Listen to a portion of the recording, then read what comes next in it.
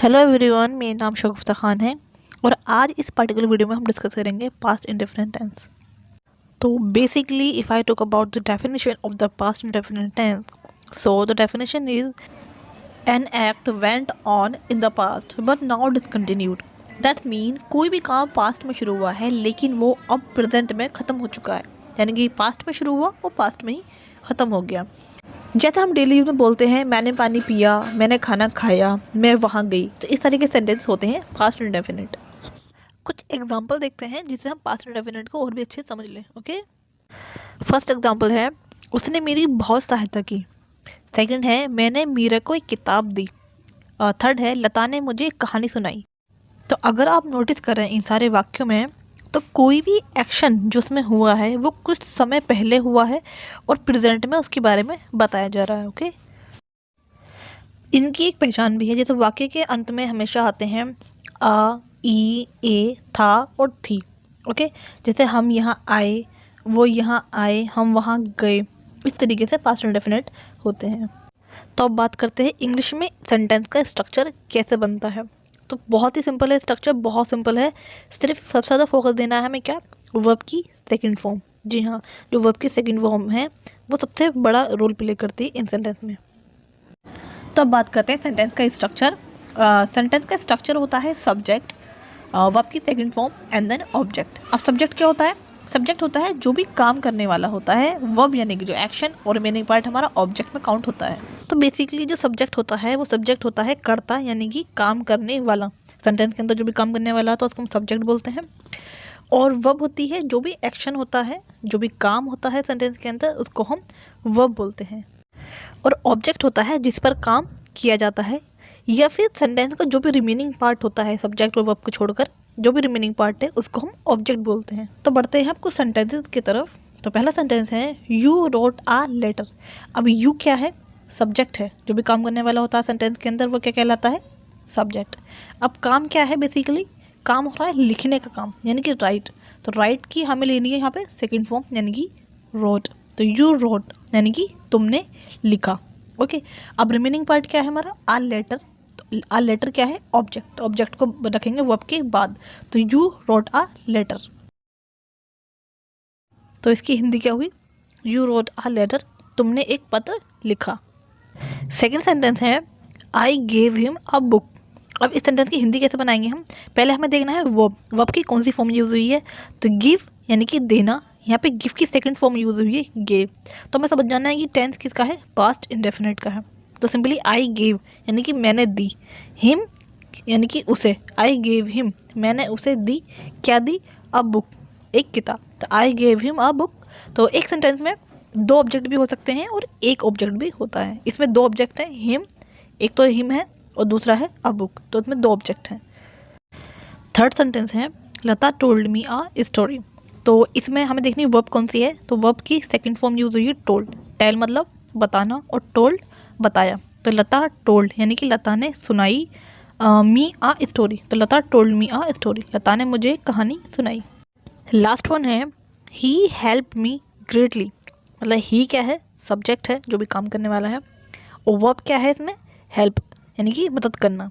तो हेल्प यानी कि सेकंड फॉर्म यूज हुई है यहाँ पे हेल्प्ड। तो ही हेल्प्ड यानी कि उसने मदद की। किसकी की? मेरी। ही हेल्प मी ग्रेटली यानी कि उसने मेरी बहुत सहायता की, बहुत मदद की। सो आई होप इतना तो क्लियर हुआ 100%। सो अगर इतना क्लियर हो गया है तो वीडियो को लाइक कर देना, शेयर कर देना, सब्सक्राइब करना मेरे चैनल को। अब जो सबसे इम्पोर्टेंट पार्ट है इस वीडियो का या इस टॉपिक का वो ये है कि नेगेटिव सेंटेंसेस। क्योंकि नेगेटिव सेंटेंस में क्या होता है, स्ट्रक्चर चेंज हो जाता है। अब एक नया हीरो आता है, नए हीरो की एंट्री होती है, वो है हेल्पिंग वर्ब डिड। अब डिड का क्या यूज़ है देखते हैं, फिर सेंटेंस बनाते हैं नेगेटिव सेंटेंस। चलिए अब कुछ देखते हैं हम नेगेटिव सेंटेंसेस। ओके, तो पहला सेंटेंस है रीना ने कपड़े नहीं धोए। मैंने आपको गाली नहीं दी, लता ने मेरी मदद नहीं की। तो हमने अभी देखे थे नेगेटिव सेंटेंसेस। अब देखते हैं इनका स्ट्रक्चर क्या है बनाने का। तो अब बात करते हैं सेंटेंस का स्ट्रक्चर। तो स्ट्रक्चर क्या है? सिंपल है, सब्जेक्ट रखना है and did and then not and then verb की first form and then object. Okay, जब डिड आएगा तब आपको डिड के बाद आपको नॉट रखना है, एंड देन वर्ब की फर्स्ट फॉर्म रखना है। पॉजिटिव सेंटेंस में हमने क्या किया था, अफर्मेटिव सेंटेंस में हमने क्या किया था, हमने सेकंड फॉर्म का यूज़ किया था बट नॉट नहीं था। लेकिन जब हम नेगेटिव बनाएंगे तो हम डिड लगाएंगे और not, did, not and then verb की फर्स्ट फॉर्म। तो अब देखते हैं कुछ नेगेटिव सेंटेंसेस। मैंने उसे एक किताब नहीं दी। इसको इंग्लिश में बोलेंगे I did not give him a book. I जो कि सब्जेक्ट है, डिड लगाने को नेगेटिव सेंटेंस है, डिड के बाद नॉट एंड देन वर्ब की first form give and then second object हमारा हिम अ बुक। सेकंड है we did not go to school yesterday. तो ये कौन सा सेंटेंस है, ये है पास्ट इंडेफिनिट। कैसे पहचाना हमने, क्योंकि डिड है और डिड के बाद नॉट है, इसका मतलब ये नेगेटिव है एंड देन वर्ब की फर्स्ट फॉर्म है। ये तो हुई अफर्मेटिव और negative sentences. But in this case, in this days हम क्या करते हैं, अगर हमें अफर्मेटिव सेंटेंस बनाना है तो हम अफर्मेटिव सेंटेंस में भी डिड का यूज़ कर देते हैं। कैसे करते हैं देखते हैं। फॉर एग्जाम्पल आपकी स्क्रीन के सामने एक सेंटेंस है राहुल ने मुझे एक किताब दी। अब ये अफर्मेटिव सेंटेंस है और ये पास्ट इंडेफिनिट का सेंटेंस है। तो आप इस सेंटेंस को दो तरीके से बना सकते हो। आप सेकंड फॉर्म का यूज़ करके ही बना सकते हो और डिड का यूज़ करके ही बना सकते हो। पहले देखते हैं हम सेकंड फॉर्म का यूज़ करके। Rahul gave me a book. Simple है, Rahul gave me a book. Past indefinite क्यों बना, क्योंकि वर्ब की सेकंड फॉर्म का यूज़ किया। दूसरा तरीका है डिड के साथ। डिड के साथ कैसे बनाएंगे, Rahul did give me a book. Okay, यहाँ पर नोट नहीं है, अफर्मेटिव सेंटेंस है जब भी हमने डिड का यूज़ किया। सो बेसिकली कहने का मतलब ये है कि आप पास्ट इंडेफिनिट सेंटेंस की पहचान करें या फिर बनाएं इनको, तो आप दो तरीके से बना सकते हैं। अफर्मेटिव सेंटेंस की बात कर रही हूँ मैं, आप डिड का यूज़ करके भी, वर्ब का सेकंड फॉर्म का यूज़ करके भी आप पास्ट इंडेफिनिट टेंस बना सकते हैं। तो अब देखते हैं हम जल्दी से इंटरोगेटिव सेंटेंस की तरफ। इंटरोगेटिव सेंटेंसेस वह सेंटेंसेस होते हैं जिसमें हम यस और नो का आंसर दे सकते हैं। जैसे कि हम हिंदी में बोलते हैं क्या तुमने ऐसा खाया, क्या तुमने ये किया, क्या तुमने पानी पिया। इस तरीके के सेंटेंस हम इंटरोगेटिव में काउंट करते हैं। तो पहले एग्जांपल देखते हैं।